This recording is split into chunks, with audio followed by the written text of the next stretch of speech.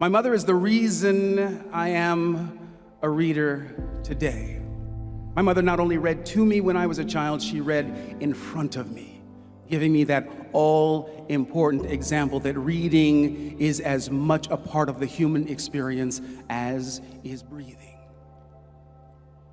When I was a child growing up in Sacramento, California, I would sit in the backyard in the summer and listen to San Francisco Giants baseball on the radio and read my favorite science fiction books.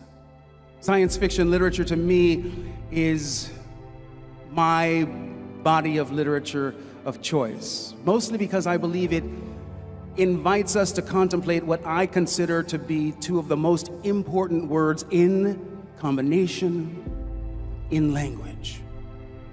What if? What if invites us to unlock the superpower unique to human beings, that which is our imagination.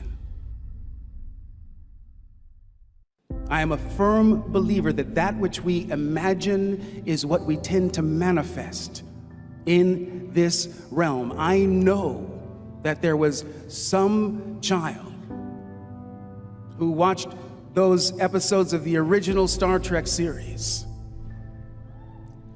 and saw those indelible images of Captain Kirk reaching behind him to that secret Velcro place on his hip because there are no pockets in the future. I know, I've been there.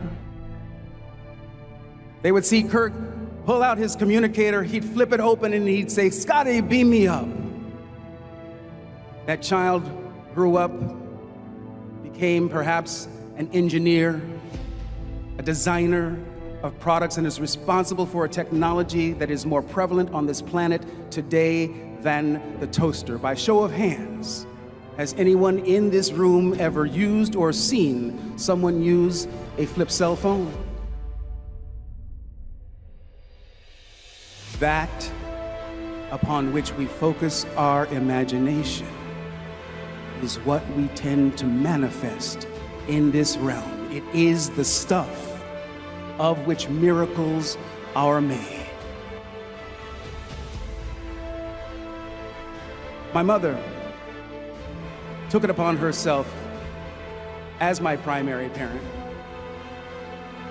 She raised 3 children virtually by herself. She was, in her first career, an English teacher and then a social worker by profession. I feel that in many ways I am genealogically predisposed to do that which it is I do. We are all teachers in my family. My mother, my younger sister, my older sister, my son, 2 nieces. My mother knew that I would grow up and walk out into a world that would oftentimes be hostile to my presence simply because of the color of my skin, and she took it upon herself to make sure that I was armed with the best education imaginable, so that I might compete on a level playing field with my more melanin-challenged classmates. You, too, will go out into the world and will oftentimes be met with hostility for one reason or another. And my advice to you graduates is the same advice that my mother, Irma Jean, gave to me. You deserve to be here. The only limits upon you are those that you impose upon yourself. This is your opportunity to make your mark on the world. Be bold. Be fearless in the pursuit of your dreams, because your dreams matter. I stand before you as living and breathing proof that dreams do in fact come true. I could not have imagined the life I lead now when I was at the juncture where you now stand. You have no idea where you're dreams are going to take you. And the good news is this. Are you ready? Life, like walking, is a controlled fall. Human beings are preternaturally predisposed to walk one foot in front of the other.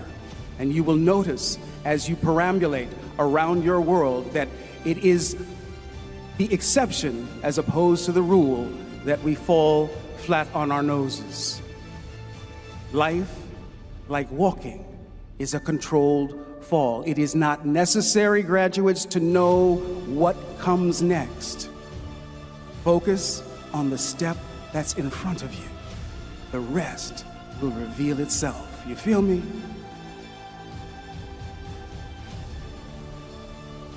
Every single one of you has people in your life, many of them in this room, that have made an investment in your success. They have seen in you your most full potential, and they have encouraged you with their love and their support and their care, and in many cases, their dollars. Take a moment today to look those people in the eye, thank them, and hug them. None of us get through this thing called life alone. You are incredibly fortunate to have those people who love and support you in your life. Do not ever leave an opportunity on the table to let them know how grateful you are.